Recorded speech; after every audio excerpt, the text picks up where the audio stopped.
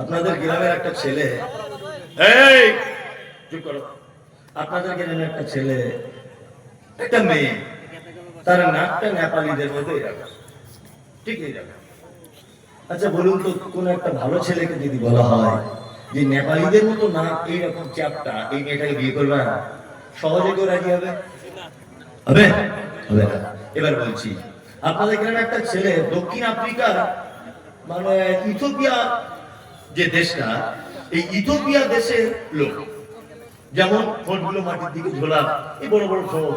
নাইজেরিয়ানদের দেখেনি, পাখির বাসার মতো মাথায় চুল, কালো করছে, সেই রকম লম্বা।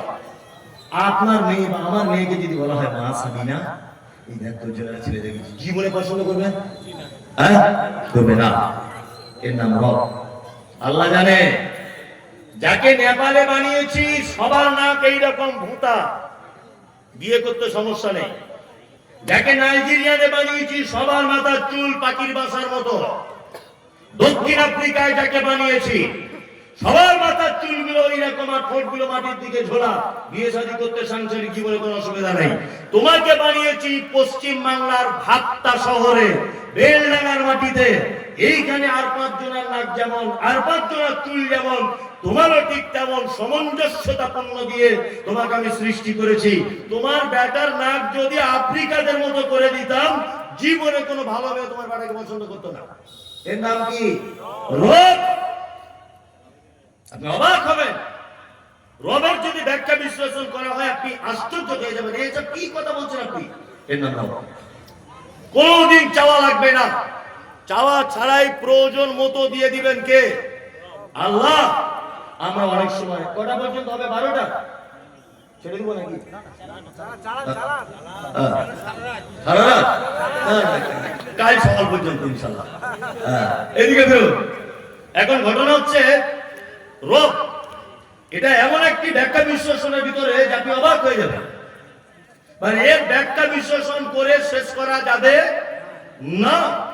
আমি ওই জন্য আর করছি না, এই পর্যন্ত রব শেষ করে দিলাম। 2 আলামিন শব্দ কি এসেছে? আলহামদুলিল্লাহি রাব্বিল আলামিন। কালকে যদি আনন্দবাজার পত্রিকা একটা খবর ছাপা হয় যে মাটির তলাতে কিছু লোকের সন্ধান পাওয়া গেছে, তারাও জলসা করে, তাদেরও বক্তা অমুক সাহেব, তাদেরও মহসিনিয়া মাদ্রাসা আছে, তাদের সব হাট বাজার বসে, ভাবতার মতো ওই বেলডাঙ্গার মতো কাপড়ের হাট আছে। আচ্ছা বলুন তো, এটা আপনারা কেউ বিশ্বাস করবেন কি করবেন না? করবেন? মাথা নাড়া দিচ্ছে, না করবো না। মাটির তলায় মানুষ পাওয়া যায়, অসম্ভবের কিছু নয়। আপনাকে সবার আগে মেনে নিতে হবে। কিছুদিন আগে নাসার বিজ্ঞানীরা প্রমাণ করেছে যে এর উপরে একটা স্তর আছে, যেখানে মানুষ হামেশায় বসবাস করতে পারে, যেখানে ফুল ফর্মে অক্সিজেন পাওয়া যাবে, যেখানে বসবাস করার উপযুক্ত জায়গা। আরে তুমি নাসা কালকে বলেছো, আর আমার আল্লাহ ব্যবহার করছেন আলামিন, অসংখ্য জগতের মালিক আমি আল্লাহ। আমরা তো একটা জগতে বসবাস করি। মাটির তলাতে লোক থাকতেও পারে, উপরেও থাকতে পারে, কোথায় থাকতে পারে, সমুদ্রের তলাতেও থাকতে পারে, বিশাল গভীরেও থাকতে পারে। পারে কি পারে না? আমরা মুসলিম হিসাবে এটা ঈমান রাখবো, আলামিন অসংখ্য জগতের মালিক কে? আল্লাহ। হয়ে গেল, একটা আয়াত হলো, প্রায় 1 ঘন্টার কাছাকাছি হয়ে গেল। 7টা আয়াত, অনেক সময় লেগে যাবে। আমি আর 2টা একটা আয়াত বলি। এক, তারপরে বলি আর রহমানির রহিম, তাই না? রহমান মানে কি? দয়ালু। আর রহিম মানে দয়ালু। রহিম মানে কি? দয়ালু। দয়ার ডিফারেন্সটা বলছি, শুনে নেব। এক, আমি মহসিনিয়া মাদ্রাসায় 20,000 টাকা দান করেছি। আচ্ছা, আমাকে মানুষ কি বলবে? দানি, তাই না? আচ্ছা, এই ভাই করেছেন 1 লাখ, ওনাকে কি বলবেন লোক?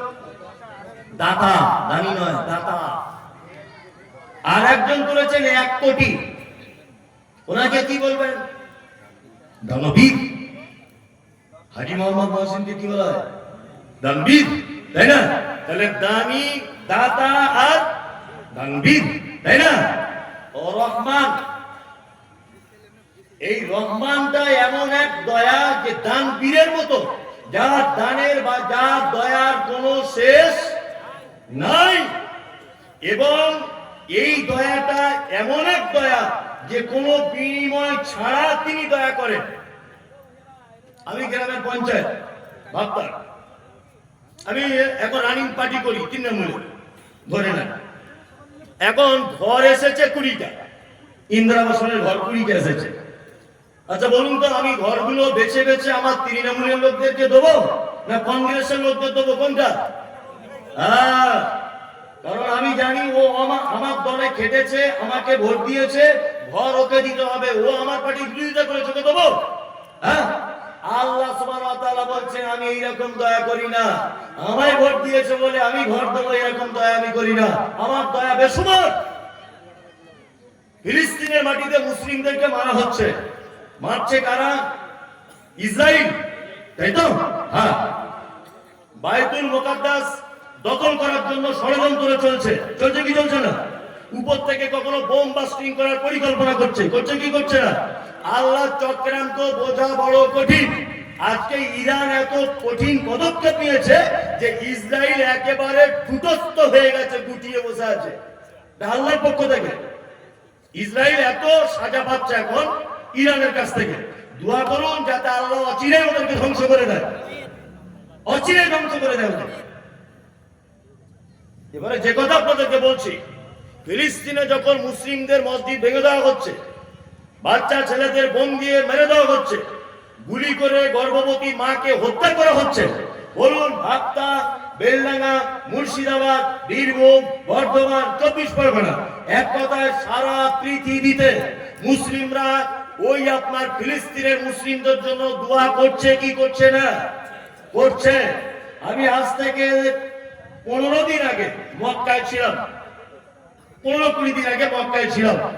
তার আগের বারে যখন ছিলাম ওই আগস্ট মাসটা মক্কায় ছিলাম। আবার এবারেও মক্কা থেকে এসেছি আমি 10-12 দিন হচ্ছে। তা কাবাতে এখন প্রত্যেক ওয়াক্ত না হলেও সারাদিনের কোনো না কোনো একটা ওয়াক্তে এখন অন্তত পক্ষে গুনুকে নাজেলা চলছে। আর ফিলিস্তিনিদের নাম ধরে ধরে দোয়া করা হচ্ছে, আর ইসরায়েলেরও নাম করে করে দোয়া করা হচ্ছে। তাহলে সারা পৃথিবীতে আমরা দোয়া করছি যে আল্লাহ ফিলিস্তিনিদের মুসলিমদেরকে তুমি বাঁচাও আর ইসরায়েলকে তুমি ধ্বংস করে দাও। আমরা দোয়া করছি কি করছি না?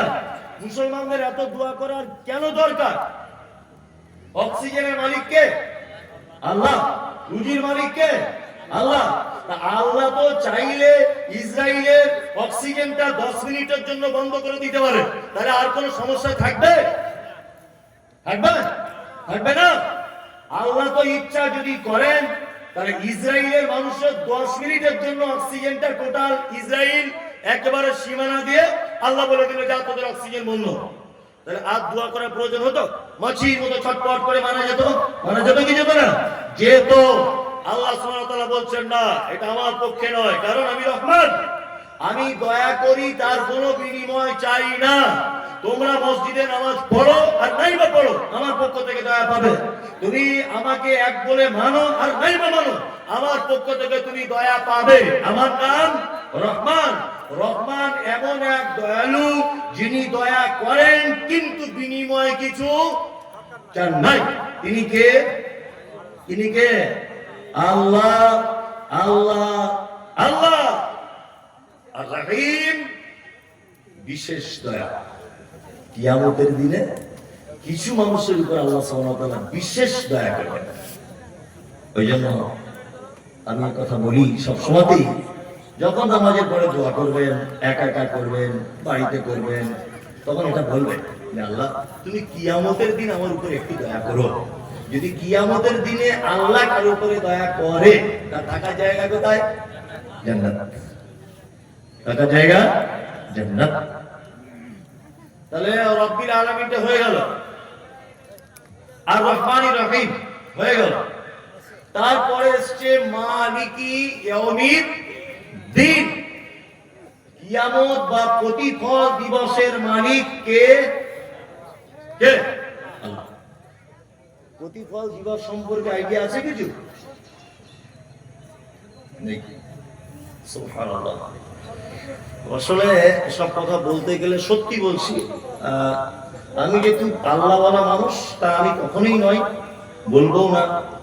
এমনি 5 ওয়াক্ত সালাত আদায় করি, যেগুলো মান্যতা দেওয়ার মতো মানুষ হিসাবে সেগুলো দেওয়ার চেষ্টা করি।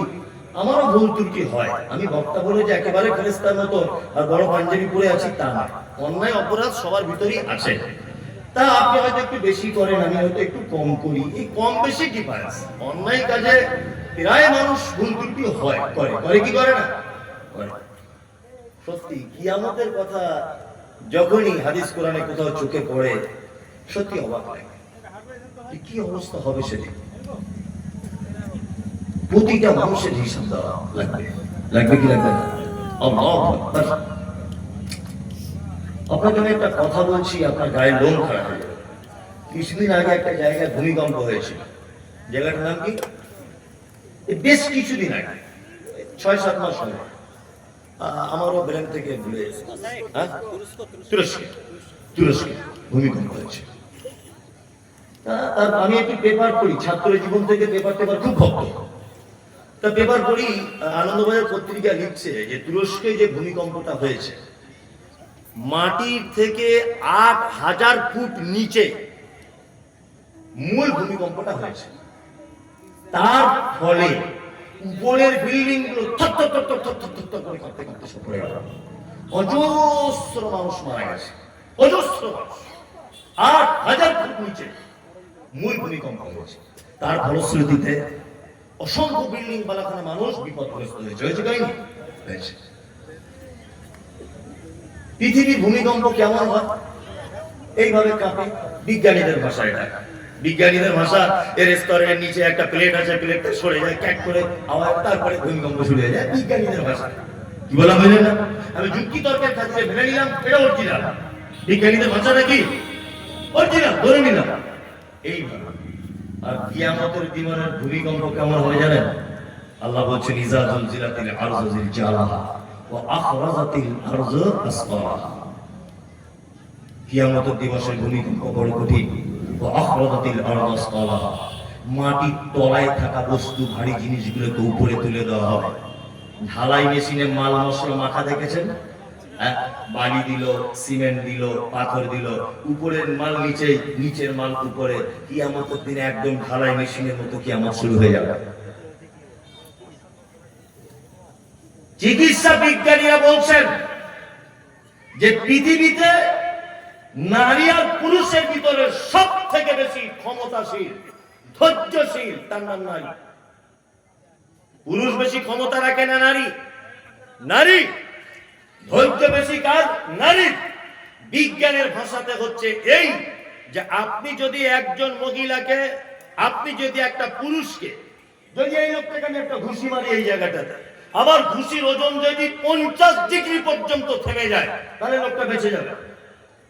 আবার ঘুষির ওজন যদি 50 থেকে 52 ডিগ্রি যদি চলে যায়, এই লোকটা যখন তখন মারা যেতে পারে।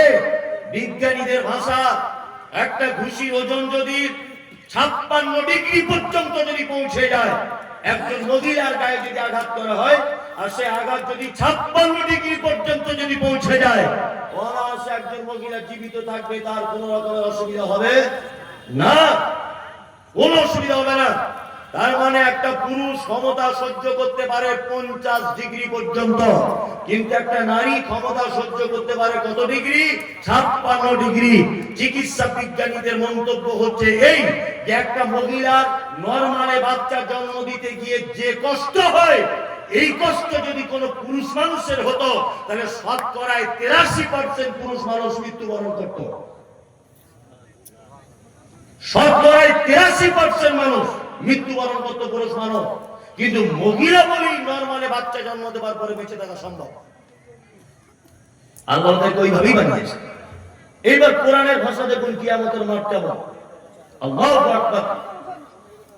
আল্লাহ তাআলা বলছেন ইয়াউমা তারাউনাহা তাযহালু কুল্লু মুরজিআতিন আম্মা আরজাআত ওয়া তাদাউ কুল্লু যাতি হামলিন হামলাহা ওয়া তারান নাসা সুকারা ওয়া মা কুম বিসুকারা ওয়ালাকিন আযাবাল্লাহি শাদীদ। কিয়ামতের মাঠে একজন মা, গর্ভবতী মা, তার পেটে বাচ্চা থাকবে, বাচ্চা নিচের দিক দিয়ে পড়ে যাবে, মা বুঝতে পারবে না যে বাচ্চা কি হলো।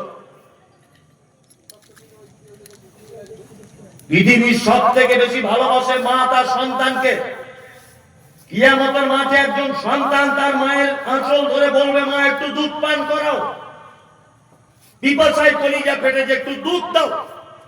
মা সেদিন তার বাচ্চাকে দুধ পান করাতে ভুলে যাবে।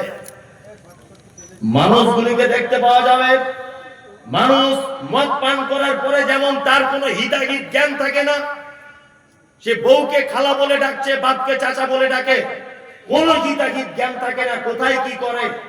কোথাও বাস স্ট্যান্ডে দাঁড়িয়ে গিয়ে বলছে রোড আমার বাপের, কোথাও অন্য জনের সাইকেল চালিয়ে বলছে এটা তো আমারই সাইকেল, তার কোনো হিতাহিত জ্ঞান থাকে না। আল্লাহ সুবহানাহু ওয়া তাআলা বলছেন মানুষকে সেই দিন কিয়ামতের মাঠে দেখা যাবে তার কোনো হিতাহিত জ্ঞানই নেই। ওমা হুম বিসুকারা, আল্লাহ বলছে অথচ তারা কেউ মদ পান করেনি। ওয়ালাকিন্না আযাবাল্লাহি শাদীদ, আমার কঠিন আযাবের ভয়ে কিয়ামতের মাঠে মানুষ মাতালের ন্যায় অভিনয় করবে, মাতালের ন্যায় হয়ে যাবে, মাতালের ন্যায় মানুষ দিশেহারা হয়ে যাবে, হিতাহিত কোনো জ্ঞান থাকবে না। এর নাম কিয়ামতের মাঠ। প্রতিটা নবী মুহাম্মদ সাল্লাল্লাহু আলাইহি ওয়াসাল্লাম বাদ দিয়ে, নবী মুসা ইয়া নাফসি, নবী ঈসা ইয়া নাফসি, নবী ইয়াহইয়া ইয়া নাফসি, নবী ইব্রাহিম ইয়া নাফসি, নবী জাকারিয়া ইয়া নাফসি, নবী নূহ ইয়া নাফসি, সমস্ত নবীগণ কিয়ামতের মাঠে ইয়া নাফসি ইয়া নাফসি। একজন নবী বাদ দিয়ে, তিনি কে? মুহাম্মদ সাল্লাল্লাহু আলাইহি ওয়াসাল্লাম। ইয়া উম্মতি ইয়া উম্মতি ইয়া উম্মতি, আল্লাহ আমার উম্মতের কি হবে, আল্লাহ আমার উম্মতের কি হবে, আমার উম্মতের কি হবে। বিচার এই দিবসের মালিক কে? কে? আল্লাহ। আল্লাহ মালিকই আল্লাহ। এই ইয়াউমুদ্দিনের অনেক ব্যাখ্যা করা হয়েছে বিভিন্ন তাফসীরে, ওগুলো বলতে গেলে সময় পাওয়া যাবে না। তারপরে ইয়াকা না'বুদু ওয়া ইয়াকা নাস্তাঈন, আল্লাহ আমরা তোমারই ইবাদত করি, তোমারই কাছে সাহায্য চাই। আমরা আল্লাহরই ইবাদত করি তো করি, আল্লাহরই কাছে সাহায্য চাই তো চাই, কখনোই নয়। আপনি যদি আল্লাহর কাছেই সাহায্য চাইবেন, তা কাপড়ের দোকানের পাশে দেখি তাবিজ ল্যামিনেশন করে টাঙানো আছে। আপনাদের এলাকায় হয়তো নেই, আছে? দেখবেন ব্যবসায়িকদের দোকানে কোন এক জায়গাতে তাবিজ ল্যামিনেশন করে টাঙানো আছে, আছে না? সাহায্য কার কাছ থেকে আসে? আল্লাহ। খাইরিহি ওয়া শাররিহি মিনাল্লাহ, ভালো মন্দ কার পক্ষ থেকে? আল্লাহ।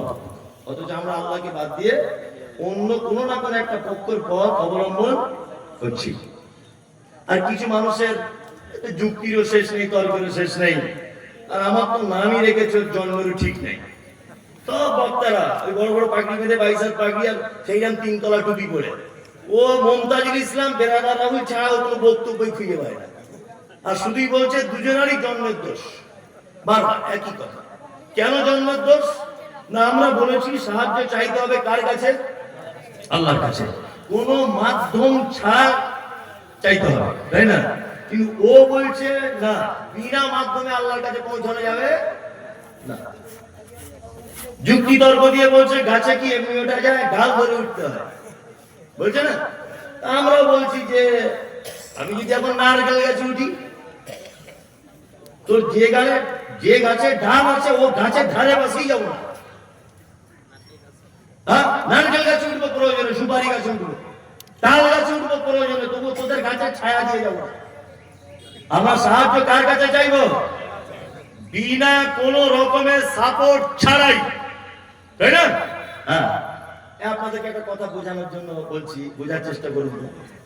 আচ্ছা, আমার ছেলে অসুস্থ, আমি চেন্নাই যাব ডাক্তার দেখাতে। আমি জীবনে চেন্নাই চিনি না, ভেলোরে যাচ্ছে আমার ছেলেকে নিয়ে, আমি জীবনে ভেলোর বুঝি না, আর হিন্দি কথা বুঝি না। এই লোকটা খুব ভালো জানে, হিন্দি বোঝে, ওখানে 4-5 বার গেছে। আচ্ছা, আমি যদি না জানি তাহলে তো আমি একটা লোক সাথে করে নিয়ে যাব, ঠিক কি না? ঠিক। তাহলে জানা না থাকলে তখন দালালের মাধ্যমে তার কাছে যেতে হয়, ঠিক কি না? ঠিক।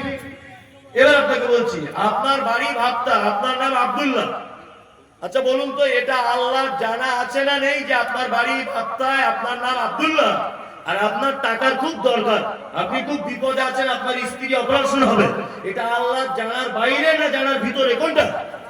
জানার ভিতরে। তা আমার সঙ্গে আমার রবের পরিচয় আছে না নেই? আছে। তাহলে আল্লাহ জানার ভিতরে যদি থাকে, তাহলে আমি দালালের মাধ্যমে তার কাছে যাবো কেন? হ্যাঁ, আমি দালালের মাধ্যমে যাবো কেন? আমি ডাইরেক্ট যাবো। আমি একটা এমপির কাছে যাব কোন একটা কারণে, এমপির কাছে, তার সঙ্গে আমার কোনো পরিচিত নেই, সভাপতি সাহেবের সঙ্গে খুব ভালো পরিচিত, তা ওনার সঙ্গে আমার পরিচিত নেই বলে আমি সভাপতি সাহেবকে বলছি আপনি যদি একটু বলে দেন তাহলে কাজ হয়ে যাবে। তাহলে পরিচিত না থাকলে দালাল ধরে পৌঁছাতে হয়, তাই তো? তাহলে আমার রবের সাথে আমি আব্দুল্লাহ, আমার পরিচয় আছে না নেই? আছে। আমার পরিচয় যখন আগে থেকে আছে, তাহলে আমি দালাল ছাড়া কি করব? রবের কাছে চাইবো। এইবার আপনাকে একটা আশ্চর্য কথা বলে দিই। আবু জাহেলকে জিজ্ঞাসা করা হচ্ছে, আবু জাহেল, এই রাত এবং দিনের বিবর্তনের মালিক কে? বলছে আল্লাহ। রাত দিনের পরিবর্তনের মালিক কে? আল্লাহ। বৃষ্টি অনাবৃষ্টির মালিক কে? আল্লাহ। বলছে কে? আবু জাহেল। একজন বেঈমান, মুশরিক, বদমাশ, বদমাশের বদমাশ, সে বলছে রাত দিনের বিবর্তনের মালিক আল্লাহ, রুজির মালিক আল্লাহ, সব ঠিক আছে, মোহাম্মদ মেনে নিলাম, কিন্তু আল্লাহকে ডাইরেক্ট যাওয়া যাবে না তার কাছে।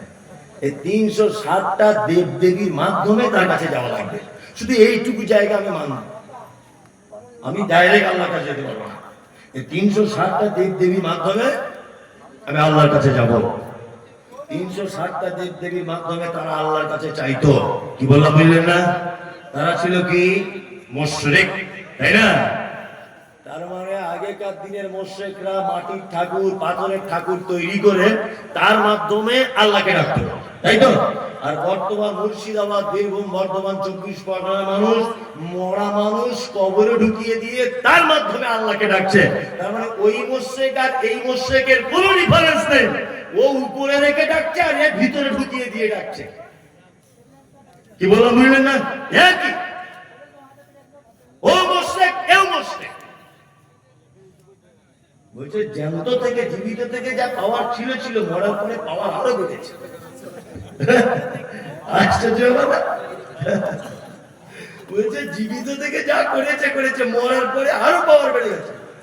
আচ্ছা বলুন, মরার পরে মানুষ কবর থেকে কোনো কিছু করতে পারে? পারে? আচ্ছা কেউ একজন বিশ্বাস করেন যে হ্যাঁ পারে? না, এইগুলোকে যে মাথায় ঢোকে না। আমি এত বক্তব্য দিচ্ছি, গত পরশুদিন কালিয়াচকে ধরেছিলাম, আমাকে মোবাইলে দেখবে, লাস্টে রাত 12টার সময় এক গাড়ি পুলিশ নিয়ে আমাকে তবে ওখান থেকে বার করে আনে। এই বক্তব্যটাই বলেছিলাম যে মরা মানুষ কবর থেকে কিছু করতে পারে না, অসম্ভব ব্যাপার। মদিনাতে অনাবৃষ্টি, বৃষ্টি নেই, খুব মনোযোগ দিয়ে শুনবেন। মদিনাতে অনাবৃষ্টি, বৃষ্টি নেই। লোকজন এসে হযরত ওমরকে বলছেন যে আপনি তো এখন আমিরুল মুমিনিন, তা আপনি যদি একটু দোয়া করেন তাহলে মনে হয় আকাশ থেকে পানি বর্ষণ হতে পারে। হযরত ওমর বলছেন রাদিয়াল্লাহু তাআলা আনহু, তিনি বলছেন যে আগে অনাবৃষ্টি হলে আল্লাহ রাসূল দোয়া করতেন আর আসমান থেকে পানি হতো। এখন তো নবীজি নেই, এখন বেঁচে আছেন কে? না নবীর চাচা হযরত আব্বাস রাদিয়াল্লাহু তাআলা আনহু। তোমরা বরং হযরত আব্বাসের কাছে যাও, গিয়ে পানির জন্য বলো। লোকজন সবাই মিলে হযরত আব্বাসের কাছে গেলেন, দুয়ার জন্য বললেন, আর বললেন হে নবীর চাচা, আগে নবীজি দোয়া করলে আসমান থেকে বৃষ্টি হতো, এখন আপনি নবীর চাচা হিসেবে আল্লাহর দরবারে বলুন যদি আসমান থেকে একটু বৃষ্টি হয়। হযরত আব্বাস রাদিয়াল্লাহু তাআলা আনহু তিনি দোয়া করলেন, আসমান থেকে ঝরঝর করে বৃষ্টি ঝরতে থাকলো। এইবারে এখানে একটা প্রশ্ন আপনার কাছে আমার, হযরত ওমরের কাছে যখন মানুষ গেছে দুয়ার আবেদন করতে, তাহলে পৃথিবীর সব থেকে দামি মানুষ মুহাম্মদ সাল্লাল্লাহু আলাইহি ওয়াসাল্লাম, মানুষ মারা যাবার পরে যদি তার কিছু ভালো মন্দ করার ক্ষমতা থাকতো, তাহলে হযরত ওমর মদিনাতে মসজিদে নববীর পাশে আয়েশার হুজরাতে আল্লাহর নবী শুয়ে আছেন, ওমর এই কথা বলতে পারতেন, তোমরা সবাই নবীর কবরে গিয়ে বলো, তাহলে আসমান থেকে বৃষ্টি হবে। এটা বলতে পারতেন কি পারতেন না? পারতেন। কিন্তু হযরত ওমর পাঠিয়েছেন কোথায়? জীবিত মানুষ কার কাছে? হযরত আব্বাসের কাছে। তার মানে পৃথিবীর সবথেকে দামি মানুষ মুহাম্মদ সাল্লাল্লাহু আলাইহি ওয়াসাল্লাম, এই মহান ব্যক্তি যদি মারা যাবার পরে কবর থেকে আর কোনো ভালো মন্দ কিছু করতে না পারে, তোমার হুজুরের কত টেম্পার যে মরার পরে নৌকায় করে জান্নাত নিয়ে চলে যাবে, তোমার পাছার চামড়া তুলে দিতে হবে। বিয়াদব কোথাকারে। সারা পৃথিবীর সবথেকে দামি মানুষ মুহাম্মদ সাল্লাল্লাহু আলাইহি ওয়াসাল্লাম, এত দামি মানুষ কিয়ামত পর্যন্ত আসবে না। এই মানুষ যদি মরার পরে সেই মানুষের বা সেই নবীর কবরে যদি ভালো মন্দ কিছু চাওয়া না যায়, তোমার পীর সাহেব কত দামি লোক যে তার কবরে চাইতে হবে। আর একটা কথা বলে যাচ্ছি, শুনে রেখে দেন। সারা পশ্চিম বাংলাতে যত মাজার আছে, এই মাজারের 80% 90% মাজারে মাল করি কিছু নেই, পুরো ভুয়ো, এমনিতেই করে রেখে দিয়েছে। কি বললাম বুঝলেন? আপনাকে একটা দৃষ্টান্ত পেশ করছি, শুনে রেখে দেন। উত্তর 24 পরগনায় হাড়োয়া বলে একটা জায়গা আছে, কেউ নাম শুনেছেন? হাড়োয়া শুনেছেন নাম? বসিরহাট লাইনে হাড়োয়া। এইখানে একটা মাজার আছে, বাবা একদিল শাহ, ভালো করে বুঝবেন। ওই পীর সাহেবের আর একটা মাজার আছে এই বারাসাতের মধ্যে একটা জায়গা আছে, তার নাম কাজীপাড়া। সবাই হয়তো জানেন, বিশেষ করে যারা ব্যবসা বাণিজ্য ফেরি টেরি করেন ওই জায়গাটা বেশি থাকে, কাজীপাড়া। ওখানে একটা মাজার আছে, তার নাম একদিল শাহ মাজার। আপনি এই রোড দিয়ে, এই NH-30 আপনি কলকাতা যাবেন, কলকাতা যাওয়ার আগে বারাসাত পার করে, বারাসাত কলোনি মোড়, ডাক বাংলার মোড়টা পার করে ডান দিকে তাকাবেন। ডান দিকে তাকিয়ে দেখবেন রোডের উপরে, যশোর রোডের সাইডে একটা মাজার করা আছে। ওই মাজারটার নামও একদিল শাহ। তা মনে মনে ভাবছি, একটা পীর মরেছে কত জায়গায়, একটা পীর মরে কত জায়গায়। বলছে না, ঘটনা এরকম নয়। বলছে কি? বলছে আমাদের পীর বাবা কলকাতায় গিয়েছিলেন নাখোদা মসজিদে কোনো একটা মিটিংয়ে।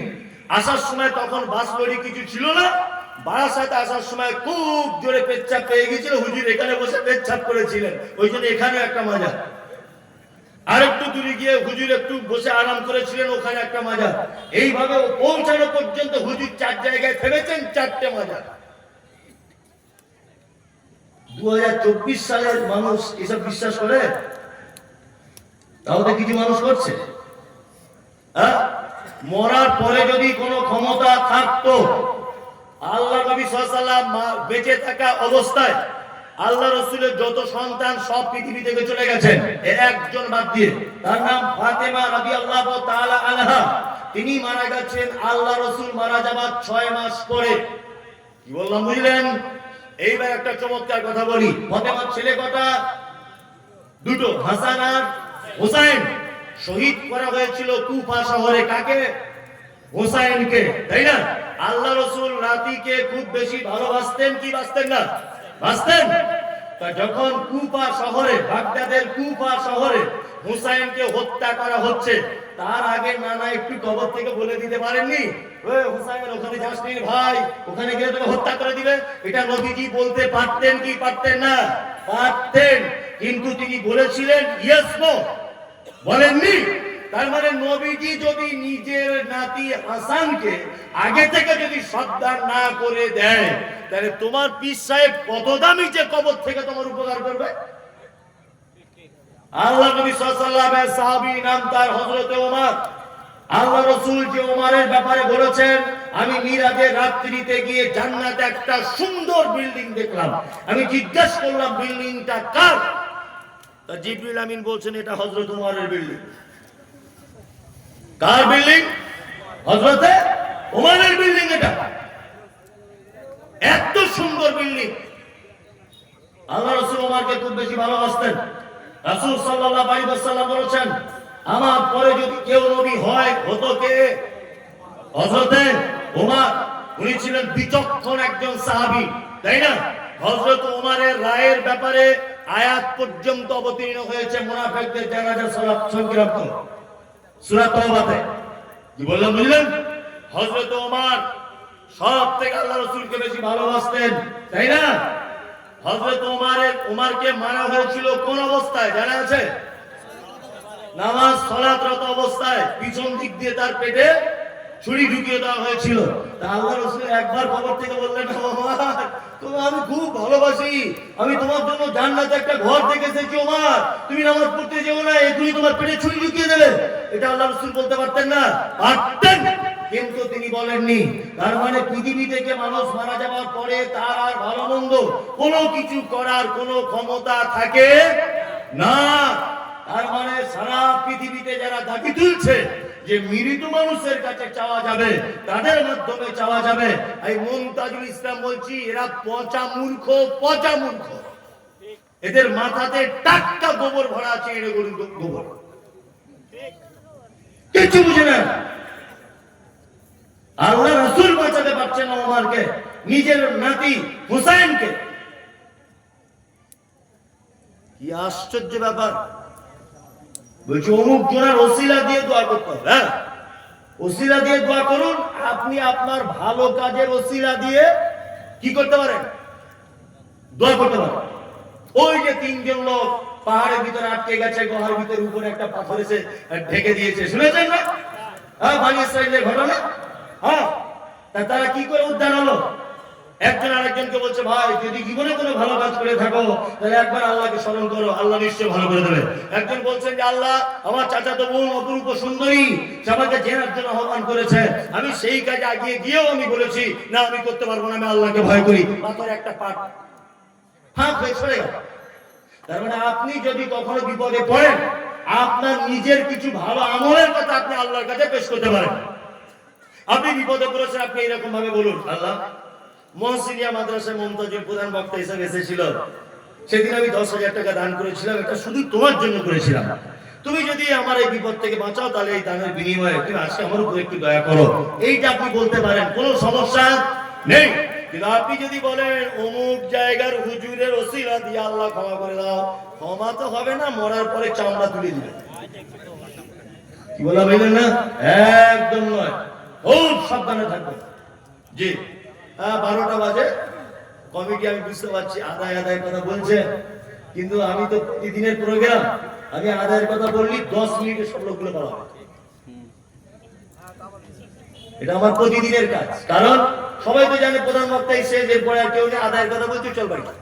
বরঞ্চ আমি সাপ ব্যাং যাই বলছি, লোকগুলো বসে আছে। হ্যাঁ, আর একটুখানি বলে দিই 2-4 মিনিট, তারপরে আদায়ের কথা বলছি। 2-4 মিনিট আমাকে কমিটির পক্ষ থেকে সময় দেওয়া হবে। তাহলে এতক্ষণ পর্যন্ত আপনাদেরকে বললাম ইয়াকা নাবুদু ওয়া ইয়াকা নাস্তাঈন। আমরা ইবাদত শুধু কার জন্য করব? আল্লাহ।